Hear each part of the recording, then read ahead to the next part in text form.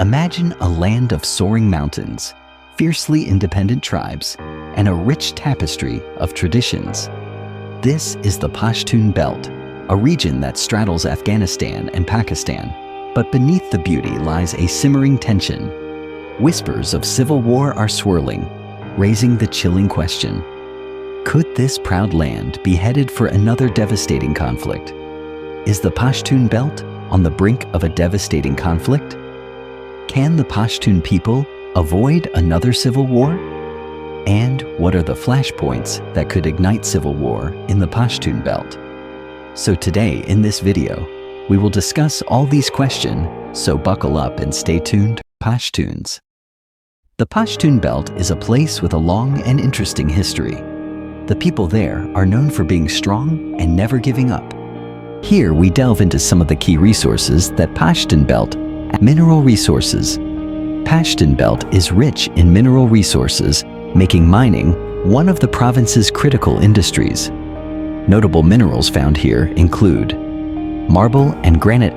Pashtun Belt is one of the leading producers of high-quality marble and granite in Pakistan. The famous Swat marble, known for its unique color and texture, is extracted from this region. Precious stones. The belt is also known for its deposits of precious and semi-precious stones, including emeralds, topaz, and garnets, particularly from areas like Swat and Khohistan. Limestone. Large reserves of limestone in areas such as Nowshera and Kohat are utilized in cement production, significantly contributing to the construction industry. Hydropower potential. Pashtun Belt.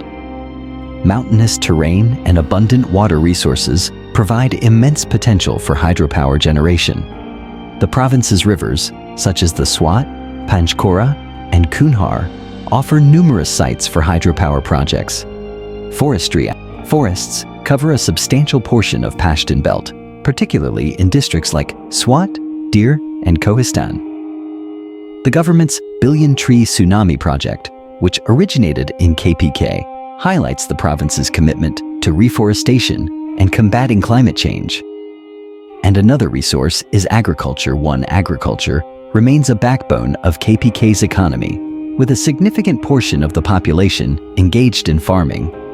The fertile valleys, such as Peshawar Valley, are known for producing a variety of crops, including wheat, maize, sugarcane, and tobacco. However, things are not easy for them right now. There are a lot of problems and tension in the area, and some people are worried that there might be a war between different groups. The Pashtuns are a group of people who have been around for a super long time, maybe even thousands of years. They're famous for two things: wanting to be free and always being up for a fight. Because of this, they've played a big role in the history of the countries in the southern part of Asia. Back in the 1700s, a strong leader named Ahmad Shah Durrani, also known as Ahmad Shah Abdali, came on the scene. He managed to bring together all the different Pashtun tribes, kind of like forming a giant team. This wasn't just any team though. It was a whole new country called the Durrani Empire. This is a big deal because it's kind of like the birth of Afghanistan as a nation. After getting their freedom, the Pashtun area has unfortunately seen a lot of fighting. Soldiers have come in many times, and there have been battles. This fighting has caused a lot of problems for regular people. Many civilians, which are just normal folks who aren't soldiers, have gotten hurt or even killed. People have also had to leave their homes because of the fighting.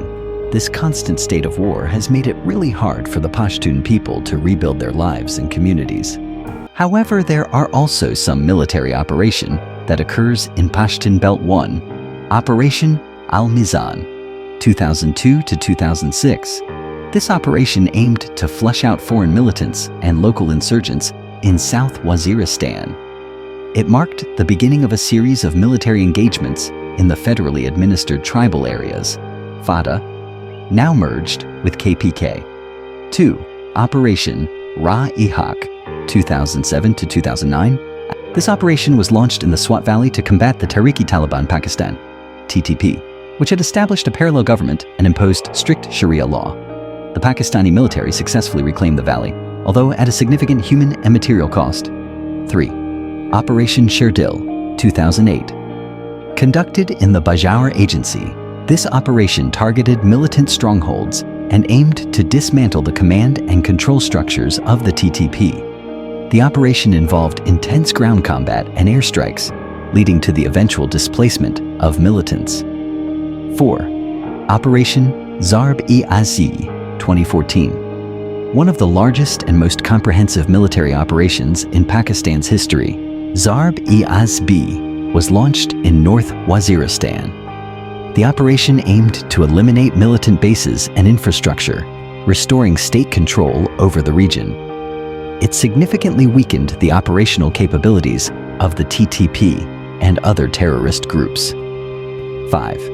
Operation Radul Fasad, 2017. Following the relative success of Zarb-e-Azzi, Radul Fasad was launched to consolidate gains and eradicate residual militant threats across Pakistan. This ongoing operation emphasizes intelligence-based operations and nationwide counterterrorism efforts. Things haven't gotten much better for the Pashtun Belt today. The region is still struggling with a lot of fighting and disagreements between different leaders, political instability. The military seems to be in firm control, but not in a good way. There are many reports of them using force and treating people unfairly, human rights violations. This has led to a terrible situation where many innocent people have been hurt or killed, over 80,000, and even more arrested without a good reason, more than 100,000. The numbers alone show how bad things are, and the world needs to pay attention to this crisis. Even though things are tough, the Pashtun people have a long history of fighting back. They never gave up against the British, who tried to control them a long time ago. Colonial rule. Even today, they keep fighting for their rights and freedom against their own government that seems to be treating them unfairly. State oppression. This shows how strong and determined the Pashtun people are. The numbers themselves are shocking. 80,000 people killed and 100,000 arrested for no reason. These aren't just numbers on a page. They represent real people. People with families and friends who are suffering because of this ongoing oppression. There are many stories of people being targeted and disappearing, which paints a grim picture of the situation. This isn't right, and it shouldn't be happening. There is a glimmer of hope in all this darkness.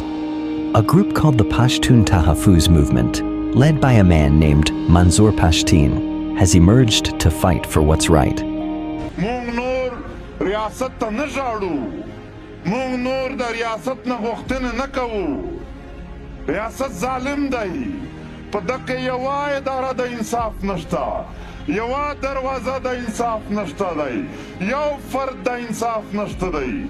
They're calling for an end to the violence and unfair treatment by the military excesses.